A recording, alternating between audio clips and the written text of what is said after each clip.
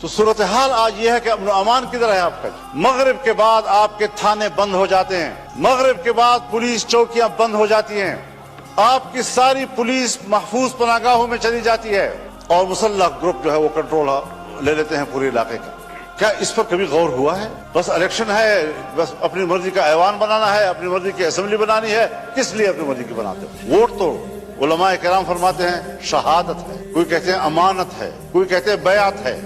تو یہاں تو نہ شہادت ہے، نہ امانت ہے، نہ بیعت۔ بیعت میرے نام پر کرتے ہیں، بکسہ کھلتا ہے تو کسی اور کے نام پر بیعت نکلاتے ہیں۔ امانت آپ کے حوالے کرتے ہیں، بکسہ کھلتا ہے تو اس میں امانت نام کی کوئی چیز خیانت ہی خیانت ہوتا ہے۔ شہادت میں صداقت ہوتی ہے، جو بکسہ کھلتا ہے تو صداقت کا نام نشان نہیں ہوتا، شہادت مری پڑی ہوتی ہے۔ اس ساری صورتحال میں ہمیں ذرا بتائے کہاں ہم کھڑے ہیں؟ باجوہ صاحب فرمایا کرتے تھے کہ ہم نے باڑ لگا دیا ہے اور اب کوئی افغانستان نہ جا سکے گا نہ آ سکے گا۔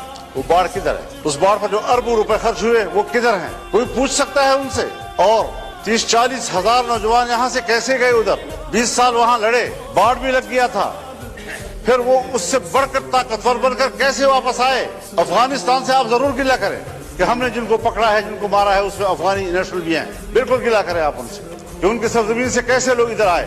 ان سے کوتاہی ہوئی کہ انہوں نے اپنے سرحد پر کنٹرول نہیں کیا، لیکن آپ بھی تو سرحد پہ بیٹھے ہیں، آپ کیوں نہیں روک سکے ان کو؟ کیسے مجھ تک رسائی کی اور مجھ پر حملہ کر دیا؟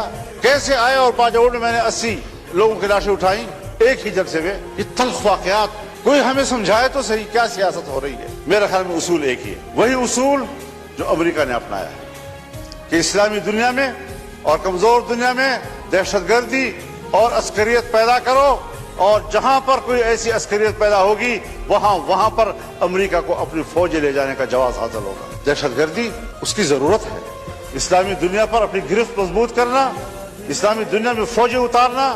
آج تمام عرب ممالک کے اندر امریکی فوجیں موجود ہیں، کہیں پر 5000، کہیں پر 3000، کہیں پر 2000، کہیں پر 1000، کہیں پر 500۔ کوئی بھی ملک ایسا نہیں ہے عرب دنیا کا کہ جس کے اندر ان کے فوج موجود نہ ہو، جن کے سمندر میں ان کے بیڑے موجود نہ ہو۔ پوری اسلامی دنیا کو کنٹرول کر رہا ہے۔ کیا مطلب؟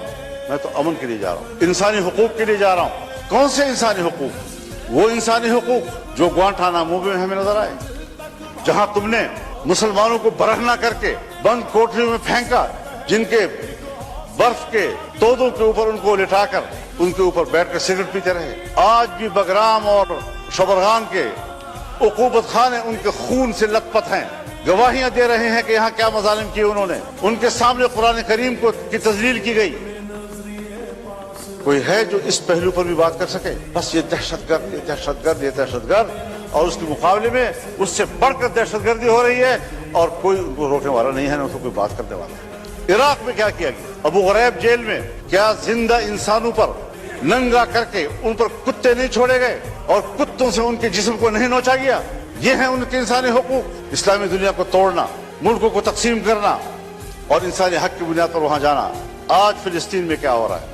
اکتوبر سے لے کر اب اپریل ختم ہو رہا ہے، 40,000 سے زیادہ غزہ اور خان یونس کے مسلمان شہید ہو چکے ہیں۔ یہ بچے ہیں، یہ خواتین ہیں، یہ بے گناہ شہری ہیں، یہ جنگجو نہیں ہیں۔ جنگجو سے مقابلہ کرو، وہ آپ کے ساتھ لڑنے کے لیے تیار۔ سب سے زیادہ بچے جو ان دنوں میں شہید ہوئے ہیں وہ غزہ کے۔ کوئی مسلمان ہے حکمران جو اس کے لیے کوئی آواز اٹھائے؟ اور پھر امریکہ اور برطانیہ اور یورپ انسانی حقوق کی بات کرے، جن کے ہاتھوں سے انسانیت کا خون ٹپک رہا ہے، انسانیت کا خون ٹپک رہا ہے اور انسانی حقوق کے علمبردار۔ میں کس کے ہاتھ میں اپنا لہو تلاش کروں؟ ہر طرف خون ہی خون، اور ہم اس میں زندگی گزار رہے ہیں۔ اور اگر ملک کے عوام یا عوام کے نمائندے کوئی کردار ادا کر سکتے ہیں تو اس کے الیکشن کا یہ حشر کر دیا جاتا ہے جو ہم دیکھ رہے ہیں۔